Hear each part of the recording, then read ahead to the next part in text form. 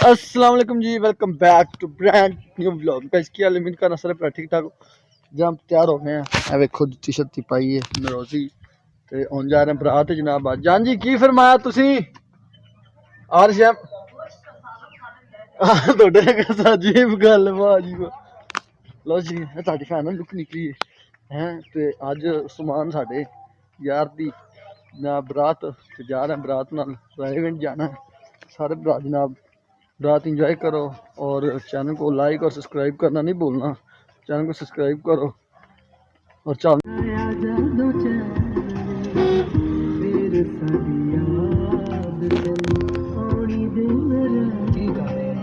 कुछ नहीं की करना ना कुछ करो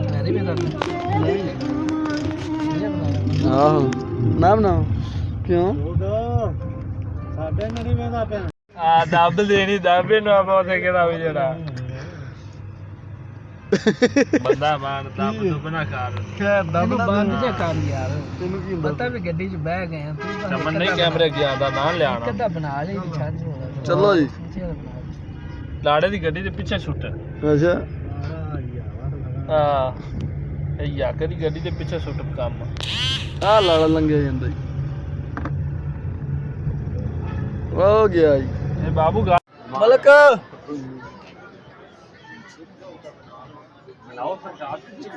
ਪੂਰੇ ਭਾਰਤ ਦਾ ਬਣਾ